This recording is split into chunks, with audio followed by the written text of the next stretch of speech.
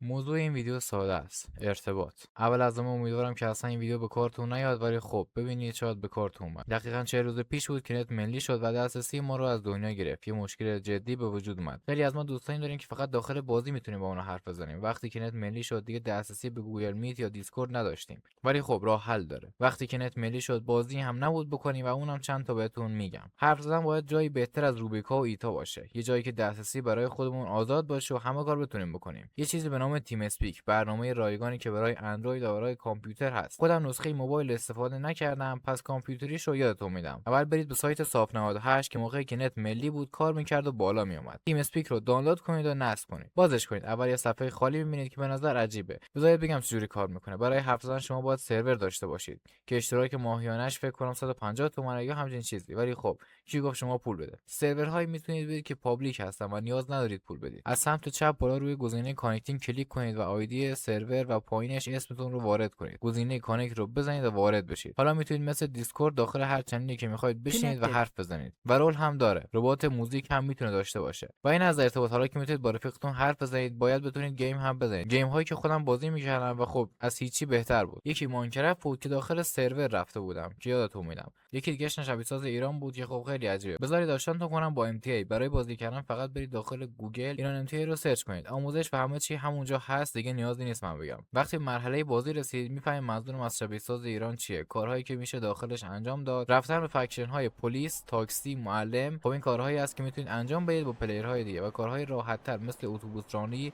معدن و چوببری. کاری که من دوست دارم انجام بدم شوتیه که جاب هایی که قبلا گفتم رسمی هستن و پلیرهای دیگه نمیتونن شما رو اذیت کنن، ولی داخل شوتی کمی فرق داره. راههای طولانی تر، چپ کردن، خطر حفظ شدن و خودم بیشتر حال میکنم برم باج بگیرم از شوتی‌ها. و حالا چرا گفتم شبیه ساز ایرانه؟ چون هر دور شوتی که میبینید 30 تا 40 کی پول میده و یه ماشین خوب که بتونید راحت اینور اونور برید GTR هست که 9 میله. گرونترین ماشین سرورم فکر کنم 180 میله. برای همین میگم شبیه ساز ایرانه. ولی از این بگذریم کلی ایونت جالب داره، کلی پلیر داره، سرور همیشه شلوغه، میتونید کمی سرگرم بشید. بازی دوم ماینکرافت ولی نه آفلاین. سرورهایی که هستن با نت ملی بالا میان و کار میکنن. اگر هم دوستان داخل سرور بازی کنید، من این ویدیو رو درست کردم که با نت ملی سرور بزنید و پینگ خیلی خوب و سرعت لود خیلی بالا بگیرید. و خب گیم های دیگه هم میشه. حالا ماینکرافت سرورهایی که دارم نشون میدم هر کدوم آخرشون آیار داره، میتونید بازی کنید با نت ملی. و خب اینم از این ویدیو. شرایط سخت کشور و از دست دادن 40,000 جاویدنام، تنها کاری که بلدم همینه. روز آزادی نزدیکه. امید خودتون رو از دست ندید و تا ویدیوهای بعدی یا حق.